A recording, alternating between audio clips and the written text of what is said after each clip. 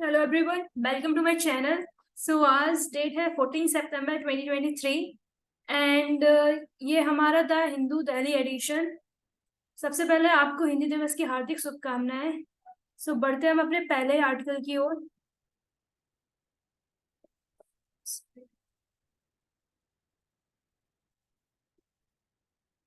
सो ये हमारा आर्टिकल है special session to discuss parliament 75 years journey, take up bill on CEC means chief election commissioner and the press council. तो अभी 18 to 22 सितंबर तक special session जो कि पार्लियामेंट में होने वाला है, इस पर डिस्कशन की बात चल रही थी कि इसमें होगा क्या, मतलब कौन से इश्यूज पर बात होगी। कोई बोल रहा था वन नेशन वन इलेक्शन की बात होगी, कोई बोल रहा था वन नेशन वन मार्केट की बात होगी। तो ये सारी चीजें डिस्कस हो रही थी। तो वहीं पर पार्लियामेंट्री बुलेटिन पास हुआ है जो कि राज्यसभा लोकसभा दोनों से हुआ। उसमें उन्होंने बोला है कि पार्लियामेंट के स्पेशल सेशन होगा, उसमें 75 ईयर जर्नी डिस्कस होगी कि जिसमें जिसमें संविधान सभा से लेकर उसके achievement, experience, memories and learning क्या क्या शेयर हुई, इन इनके बारे में डिस्कशन होगा। उसके बाद राज्यसभा बुलेटिन ने भी यही जस्टिफाई किया है। और इसके साथ साथ बिल कौन कौन से डिस्कस होंगे, पोस्ट ऑफिस बिल 2023 जो कि काम हुआ consolidate amend the law relating to post office in India. Second bill discussion होगा चीफ इलेक्शन कमिश्नर को लेकर, उनके appointment, condition, security of tenure, इन सब को लेकर बात होगी। एंड थर्ड डिस्कस होगा कि ये एडवोकेट बिल है 2023 वो वाला, and press and registration of periodical bill ये वाले। सो इन सारी चीजों पर डिस्कशन होगा स्पेशल सेशन में। आगे देखेंगे किस किस चीजों पर और बात करेगी पार्लियामेंट। सो हम बढ़ते हैं अपने नेक्स्ट आर्टिकल की ओर।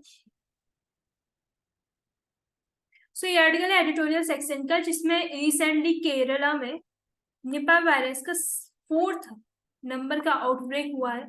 इसमें ये बोला गया कि जो कि पहले 2018, 2019, 21 में ऑलरेडी केरला ही में ही निपा वायरस का आउटब्रेक हम लोगों ने फेस किया है, लेकिन चौथा आउटब्रेक भी वहीं पर हो रहा है, जिसका मतलब ये है कि हम लोग इतना प्रिपेयर्ड नहीं है कि हम उसको प्रिवेंट कर सकें। तो इन्होंने ये बोला कि इंटीग्रेटेड अप्रोच जरूरी है जूनोटिक डिसीज को खत्म करने के लिए। अभी जूनोटिक डिसीज क्या होती है? जूनोटिक डिसीज वो होती है जो ट्रांसमिशन ऑफ पैथोजेंस करें from animal to human, means animal से ह्यूमन तक जो पैथोजन का ट्रांसफर हो, उनको बोलते हैं जूनोटिक डिसीजेस।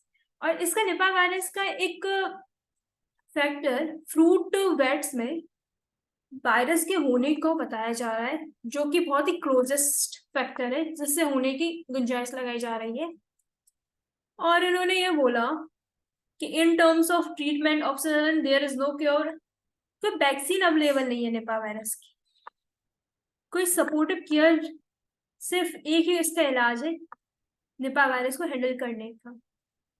इसके साथ साथ इन्होंने बोला कि इतनी मीटिंग्स हो रही हैं, टीम्स का सपोर्ट, इवन सेंट्रल गवर्नमेंट भी स्टेट को सपोर्ट कर रही है इसके प्रिपेयरिटी मैकेनिज्म को लेकर। और इसमें ये बोला गया कि मेडिकल टीम्स और 2018 2019 2020 में ऑलरेडी आउटब्रेक हो चुका है निपा वायरस का, जो कि जीनोटिक डिसीजेस है। Researchers have shown that anthropogenic activities has a definite hand to play, means जो ह्यूमन मेड कंडीशन है, इंसानों के द्वारा क्रिएट की गई कंडीशन की वजह से जेनेटिक स्पिल ओवर हो रहा है, मीन्स जेनेटिक डिसीजेस का बढ़ना, एनिमल टू ह्यूमन तक ट्रांसमिशन होना। As government mount studies effort to control outbreaks and death due to infectious disease, it is increasingly clear that the states need to initiate a one health approach. इसमें one health approach की बात की गई है, means जिसमें animals, human and environment तीनों की integrated approach होगी, तीनों में डिफरेंशिएशन नहीं हो, which is an integrated unifying approach to balancing optimizing the health of people, animal and environment. So article आपकी साइंस एंड टेक जो GS3 में है उससे रिलेटेड है, निपा वायरस डिसीज के लिए है, जो कि यूपीएससी GS1 में पूछ ही लेती है कभी कभी। एंड ये integrated approach one health concept से रिलेटेड है, मीन्स आप कंक्लूडेड रिमार्क में कोई भी रिलेटेड कॉन्सेप्ट क्वेश्चन आए हेल्थ को लेकर, आप उसमें वन हेल्थ कॉन्सेप्ट डाल सकते हैं जैसे कंक्लूजन रिमार्क। सो बढ़ते हैं अपने नेक्स्ट आर्टिकल की ओर। सो ये आर्टिकल है the complex part two biofuel sustainability. Recently G20 summit में इंडिया की प्रेसिडेंसी में एक बायोफ्यूल अलायंसेस बनाने की बात की गई थी, ग्लोबल बायोफ्यूल अलायंसेस, जिसमें सारी कंट्रीज पेट्रोल या डीजल के साथ एथेनॉल की ब्लेंडिंग करेंगी लगभग 20%। तो इसमें यही बोला गया है कि हाँ, इलेक्ट्रिक व्हीकल से ये बायोफ्यूल यूज करना बहुत ही किफायती होगा। मीन्स जैसे इलेक्ट्रिकल व्हीकल्स होंगे उनका हमको इंटरनल कंबशन इंजन चेंज करना पड़ेगा इलेक्ट्रिकल व्हीकल बनाने के लिए ना, ट्रांसमिशन करना पड़ेगा। लेकिन अगर हम वही बायोफ्यूल का यूज करें ना, तो उसमें क्या होगा, तो हम बायोफ्यूल का यूज करें ना, तो उसमें क्या होगा, सिर्फ हमको उसका इंटरनल कंबशन इंजन की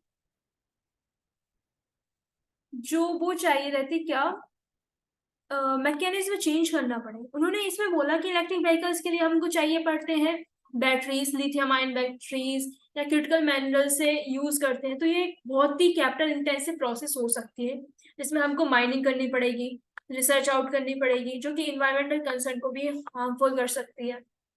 दूसरी बात उन्होंने बोला, हाँ ठीक है, बायोफ्यूल अलायंसेस बहुत अच्छी बात है, लेकिन एक ब्लैंकेट टर्म है, मीन्स इसमें सस्टेनेबल अनसस्टेनेबल दोनों टाइप के बायोफ्यूल आएंगे। उन्होंने इसको आगे बढ़ाते हुए बोला कि डिकार्बनाइजेशन में तो ये तो यूज करना ही अच्छी बात है, जिसकी इंडिया लीड कर रहा है, लेकिन साथ साथ अगर हम लोग देखें तो हम लोग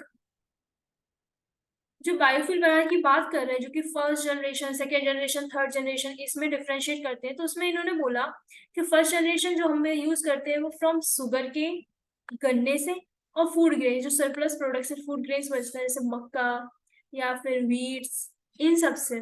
और सेकेंड जनरेशन जो आपको पता ही है, क्रॉप के जो बेस्ड रहते हैं या जो रेसिड्यू मीन्स बचा कुचा माल जो एग्रीकल्चर में यूज होता है, उससे बनाया जाता है 2G जनरेशन एथेनॉल। तो इसके साथ साथ उन्होंने बोला कि ठीक है, हम सरप्लस प्रोड्यूस करते हैं इंडिया, जिसको हम लोग यूज भी कर सकते हैं, लेकिन क्या ये सस्टेनेबल स्ट्रेटेजी है या नहीं? क्योंकि इंडिया की क्रॉप यील्ड खुद ही स्टेग्नेटेड कंडीशन में है, मींस यील्ड, प्रोडक्शन, प्रोडक्टिविटी बढ़ ही नहीं रही। क्यों नहीं बढ़ रही है? ग्लोबल वार्मिंग की वजह से, रेनफेड एरियाज बढ़ रहे हैं, पॉपुलेशन डेंसिटी बढ़ रही है, उसको कैटर आउट करने के लिए हमारे पास इतना फूड सरप्लस नहीं है कि जितना हम सोचें, क्योंकि ग्लोबल वार्मिंग के क्लाइमेट चेंज बहुत ही क्रिटिकल सिचुएशन में पहुंचा रहा है इंडियन एग्रीकल्चर को। सेकेंड, उन्होंने बोला कि यूनिवर्सिटी ऑफ मिशिगन ने रिसेंटली एक प्रोजेक्ट फाइंड किया है कि लगभग 2040 टू 81 में हमारा जो ग्राउंड वाटर डिप्लीशन होगा वो triple time means 3 times higher होगा 2040 टू 2081 तक।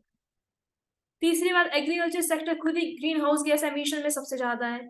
आप देखोगे राइस पैडी कल्टीवेशन ही से हम लोगों को कितनी ग्रीन हाउस गैस एमिशन होता है। सो अगर आप और एग्रीकल्चर को इसमें इंक्लूड करोगे तो कैसे ये सस्टेनेबल प्रैक्टिस रह जाएगी? उन्होंने बोला sustainable biofuels are produce from crop residue and other waste. वहां से होना चाहिए सस्टेनेबल बायोफ्यूल जहां से हम लोग को लो वाटर यूज करना पड़े and green house gas emission के फुटप्रिंट भी कम, एमिशन कम हो। बेसिकली ये बात बोल रहे हैं। उन्होंने आगे बात रखी कि सस्टेनेबल बायोमास यूज हम कहाँ कहाँ से कर सकते हैं और कैसे हम लोग पता करें कौन सा सस्टेनेबल और अनसस्टेनेबल। तो energy transition commission in its report bio resource within a net zero emission economy ने रिकमेंड किया कि biomass should be prioritize for use in sector where there low limited low carbon alternative available हो। Means ऐसे sector पे हमको use करना चाहिए जहां पर हमको कार्बन एमिशन कम हो एज कंपेयर टू हम जब बायोफ्यूल यूज करें तो। वहीं पर आगे इंटरनेशनल एनर्जी एजेंसी ने भी ये बोला कि to achieve net zero emission by 2050 globally, sustainable bioproduction need to triple by 2023 to fuel modes that have few other mitigation। Means हम लोग को सस्टेनेबल बायोफ्यूल प्रोडक्शन करना ही हम लोगों की नीड ऑफ द आवर है। तो first generation ethanol is unlikely to fit. First generation ethanol कौन सा? जो food grains and sugarcane से मिलेगा। इसलिए हमको 2G एथेनॉल पर फोकस करना चाहिए, जो कि सस्टेनेबल फ्यूल एक तरीके से माना जा सकता है। लेकिन हमको साथ साथ ये भी देखना पड़ेगा कि अगर हम एथेनॉल प्रोडक्शन कर रहे हैं वो हमारी इकोनॉमीज ऑफ स्केल पर इफेक्ट तो नहीं डाल रहा है ज्यादा। मीन्स हम जहाँ पे ट्रांसपोर्टेशन कॉस्ट तो नहीं है उसकी ज्यादा, क्या इंडस्ट्रीज उसमें इंटरेस्ट दिखाएंगी या नहीं दिखाएंगी, या फिर उनका प्रॉफिट और मार्जिन कम रह जाएगा, इस पर भी हमको डिस्कशन करना होगा। Balancing economic scale with energy needs, biomass collection and transport, ये हमारे बेसिकली चैलेंजेस हैं। चैलेंजेस क्या क्या? एक तो हमको इकोनॉमीज ऑफ स्केल को देखना है, इकोनॉमीज ऑफ स्केल को देखना चाहिए। दूसरी बात, जो ट्रांसपोर्टेशन कॉस्ट है वो हाई नहीं हो जानी चाहिए। तीसरी बात, जो हम बायोमास कलेक्शन कर रहे हैं उसमें कितना खर्च हो रहा है, ये सब। इसके साथ ही इन्होंने बोला global biofuel alliance could help drive innovation and technology. Means अगर ग्लोबल लेवल पर हम लोग साथ में लेकर काम करें एथेनॉल प्रोडक्शन को, तो हम लोग को एक दूसरे से इनोवेटिव टेक्निक और डेवलपमेंट के एस्पेक्ट में हम लोग एक दूसरे की मदद कर सकेंगे, और डिसेंट्रलाइज बायोफ्यूल प्रोडक्शन यूनिट्स भी बन सकेंगे। सो आर्टिकल ये बहुत ज्यादा इंपॉर्टेंट है आपके GS3 पॉइंट ऑफ व्यू से, इकोलॉजी एनवायरनमेंट से।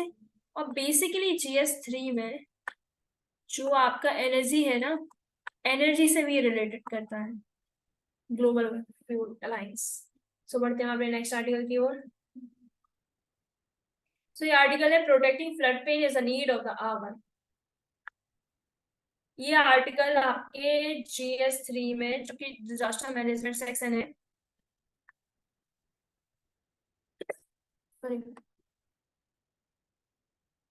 जो कि डिजास्टर मैनेजमेंट सेक्शन है,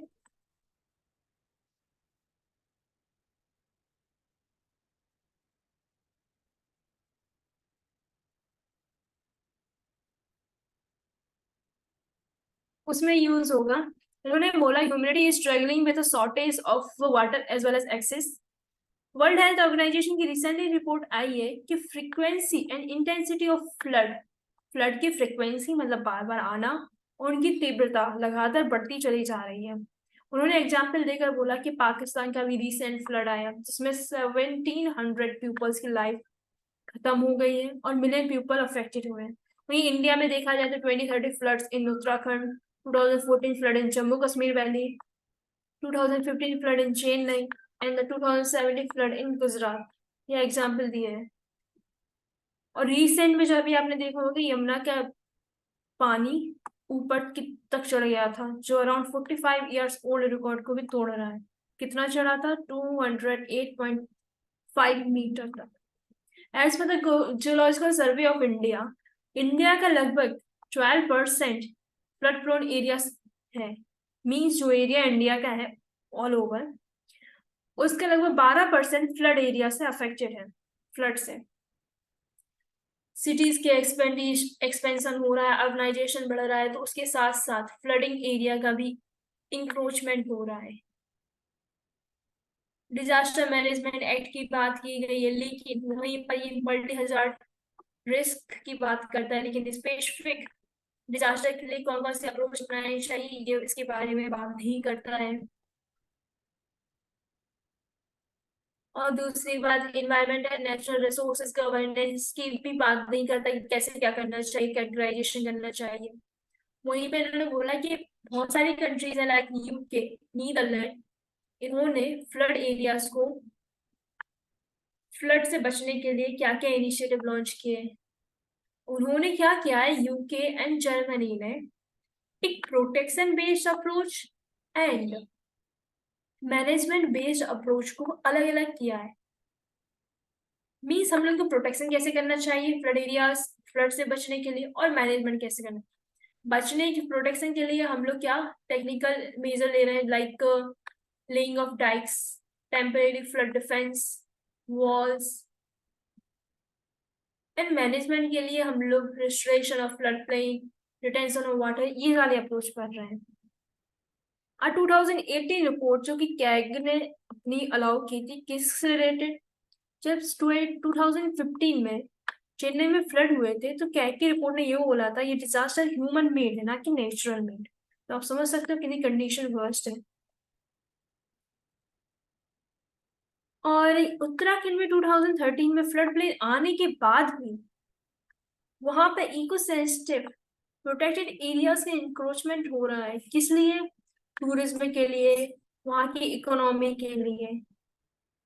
जबकि नेशनल ग्रीन ट्रिब्यूनल ने 2013 के देखने के बाद वहां पर construction of building 200 metre floodplain means river की इस साइड, जैसे कि ये रिवर है, इसके 200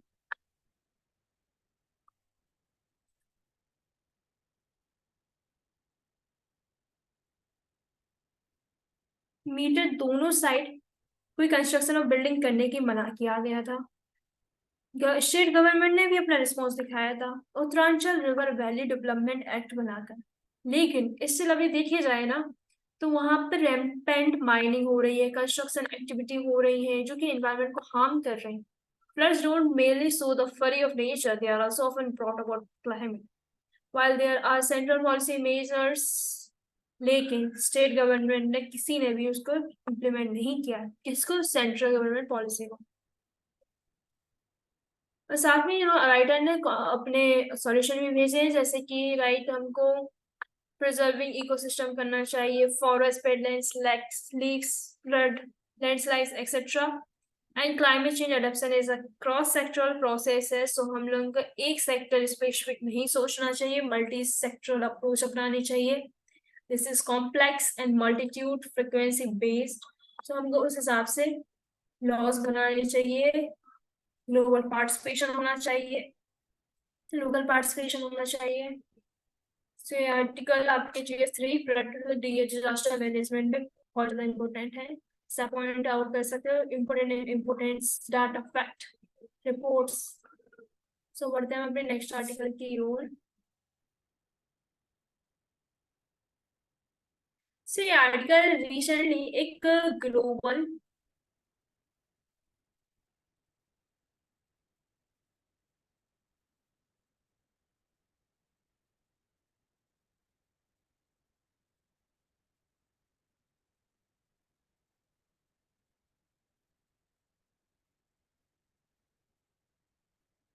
ग्लोबल स्ट्राइक रिपोर्ट नाम से एक पब्लिश हुई है, जिसमें ये बोला गया कि overall the world is not on track to achieve the Paris agreement target जो कि 2015 में हुए थे।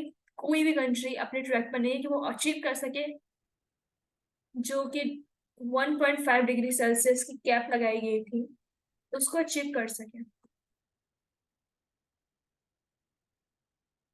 उन्होंने बोला government needs to support the ways to transition their economies away from fossil fuel business and that states and communities must strengthen efforts. Delhi declaration ने पहली बार, जो कि G20 प्रेसिडेंसी इंडिया ने होल्ड की थी, न्यू दिल्ली डिक्लेरेशन बनाया था। उसमें फर्स्ट टाइम कंट्री से क्लाइमेट फाइनेंस की पहली बार बात कही गई थी, जिससे कि फॉसिल फ्यूल बेस्ड से रिन्यूएबल एनर्जी इकोनॉमी का ट्रांजिशन हो सके, उसके बारे में। सो बढ़ते हैं अपने नेक्स्ट आर्टिकल में।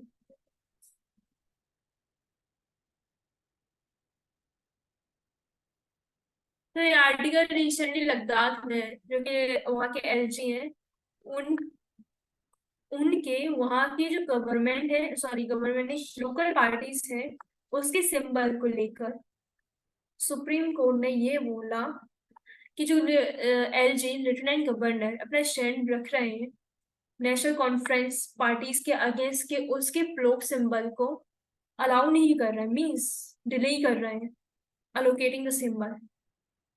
सो जो कि बहुत ही शर्मनाक है, ऐसा नहीं करना चाहिए तो पॉलिटिकल प्रोसेस के लिए। वही राइटर बोल रहा है कि बीजेपी ये लगता है ऐसे चाहती है कि लद्दाख में कोई रीजनल फोर्स अलाउ ही नहीं हो, and will revive the politics in favor of the restoration of the provision of the Article 370 or unification of the Jammu Kashmir with Ladakh। इसमें ये बोला है कि ऐसा लगता है कि बीजेपी किसी गवर्नमेंट को लद्दाख में आने नहीं देना चाहिए कि रीजनल फोर्सेस को, और जिससे कि आर्टिकल 370 का रिस्टोरेशन हो या फिर रीयूनिफिकेशन हो लद्दाख के साथ, लद्दाख और जम्मू कश्मीर का। आर्टिकल फेडरलिज्म के पॉइंट ऑफ व्यू से GS2 में इम्पोर्टेंट है। आप एक पॉइंट लिख सकते हो कि ऐसे ऐसे केस हो रहा है कि हमारे फेडरलिज्म कॉन्सेप्ट्स के अगेंस्ट चल रहा है।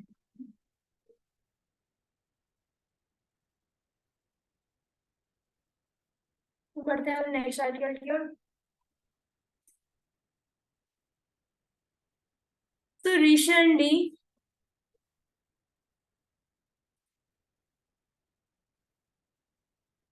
रिसेंटली इंडिया के रिप्रेजेंटेटिव ने बोला कि transfer of personal data under United nation treaty will be under domestic loss. Means अगर कोई गवर्नमेंट वहां के पर्सनल डाटा को ट्रांसफर कर रही है तो वो अपने डोमेस्टिक लॉस के हिसाब से करेगी, ना कि यूनिवर्सल या फिर कोई इंटरनेशनल कन्वेंशन के हिसाब से। उन्होंने बोला that the transfer of person under the convention will be done in accordance with the country's domestic laws and not other applicable international laws। अब इस पर्सनल डाटा प्रोटेक्शन बिल जो कि अभी बिल ही बना है, एक्ट नहीं हुआ है, इसमें ये बोला है क्या, requires the firms, firms means industries, disclose करना पड़ेगा अगर वो यूजर की डाटा को किसी थर्ड पार्टी को ट्रांसफर कर रही है, और एक्सप्लिसिटली मेंशन करना पड़ेगा। लेकिन उन्होंने एक एग्जाम्पल लगाया कि अगर वह लॉफुल इंटरसेप्शन मीन्स गवर्नमेंट के द्वारा कोई केस को इन्वेस्टिगेशन के हिसाब से देखना हो तो उसमें कोई डाटा प्रेजेंट करने की जरूरत नहीं। मीन्स अगर थर्ड पार्टी सॉरी यूजर का डाटा अगर गवर्नमेंट को इन्वेस्टिगेशन पर्पज से ले रही हो तो उस डाटा को यूजर की कंसेंट लेने के लिए जरूरी नहीं है। गवर्नमेंट एक अथॉरिटी है जो कैसे कर सकती है। India also agree to the clause that state parties may transfer personal data with a prior written permission।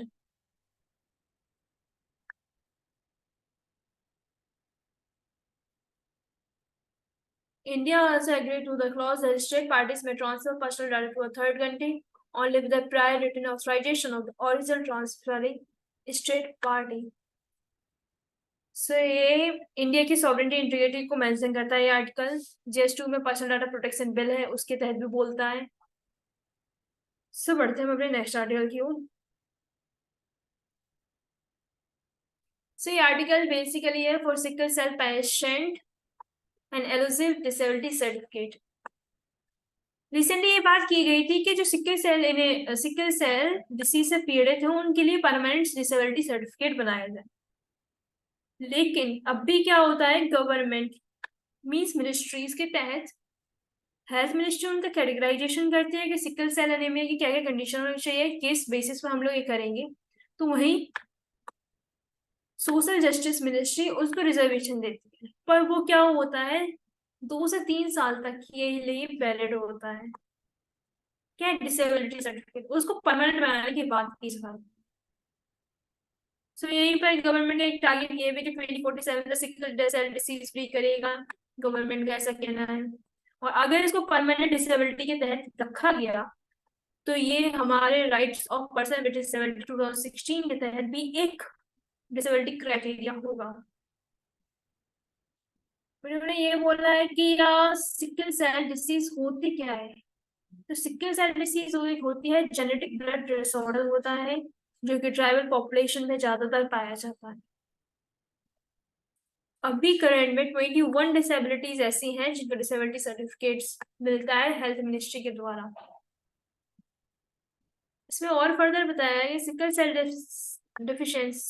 Cell disease ऐसा लाइफ लॉन्ग इलनेस होती है जो कि सिर्फ ब्लड और बोन मैरो ट्रांसप्लांटेशन के द्वारा ही क्योर की जा सकती है, जो कि ट्राइबल पीपल जो मार्जिनलाइज्ड पीपल है उसके हिसाब से बहुत ही एक्सपेंसिव होगी। ये साइंस एंड टेक में टॉपिक बन सकता है। आपकी जीएसटी में वल्नरेबल पीपल्स के लिए क्या क्या कंडीशंस क्या गवर्नमेंट की इम्प्लीमेंटिंग पॉलिसीज है उसके तहत, और सिकल सेल डिसीज को इराडिकेट करना है 2047 के तहत। बढ़ते हैं अपने नेक्स्ट आर्टिकल की ओर।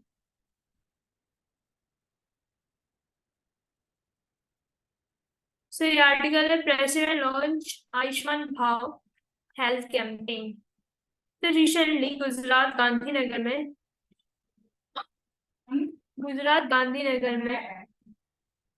प्रेसिडेंट ने एक कैंपेन लॉन्च किया है आयुष्मान भाव हेल्थ कैंपेन। इसका काम क्या होगा, यूनिवर्सल हेल्थ कवरेज को अचीव करने की बात की गई है।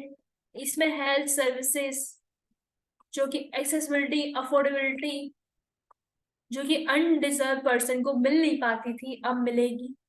उन्होंने साथ साथ एक अंत्योदय की फिलॉसफी को भी ये पूरा करेगा, इसकी भी बात की गई।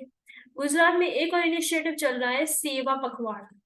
ये भी हेल्थ से रिलेटेड है, जिसमें इंडिविजुअल पर्सन को भी एसेंशियल हेल्थ सर्विसेज मिल सकती है।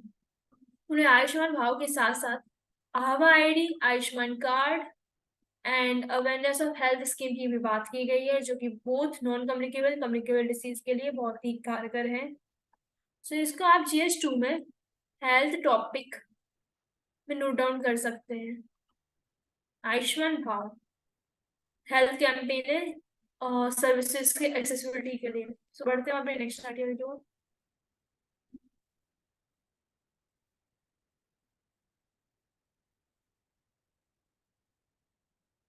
So ये आर्टिकल हमारा लास्ट आर्टिकल है, Russia will help with north Korea satellite plan. Recently Kim Jong Un and president of Russia की मीटिंग हुई है, जो कि ऐसे लगाया जा रहा है, जो कि फाइट अगेंस्ट बेस्ट माने जा रहे हैं वेस्टर्न कंट्रीज की। इसमें क्या है, प्योंगयांग नॉर्थ कोरिया की कैपिटल आर्म सप्लाई करेगी रशिया को। क्यों? वार अगेंस्ट यूक्रेन में। वार अगेंस्ट यूक्रेन में नॉर्थ कोरिया रशिया को आर्म सप्लाई करेगी। और जब राष्ट्रपति से पूछा है कि इस डील के क्या है, मतलब क्या उद्देश्य माना जा रहा है, तो उन्होंने ये बोला है कि हम सैटेलाइट प्लान को, नॉर्थ कोरिया के सैटेलाइट प्लान को हेल्प करेंगे, उसके बदले में नॉर्थ कोरिया नॉर्थ कोरिया भी अपना सपोर्ट करेगा। उन्होंने डायरेक्ट वे में तो नहीं बोला, पर हाँ आर्म सप्लाई के बेसिस पर ही बोला। इसको देखकर US एंड साउथ कोरिया ने अपनी चिंता व्यक्त की। तो बढ़ते हैं मैं अपने नेक्स्ट आर्टिकल की ओर। तो थैंक यू, अगर आपको ये आर्टिकल एनालिसिस अच्छा लगा हो, so keep subscribing, keep watching, like कीजिएगा।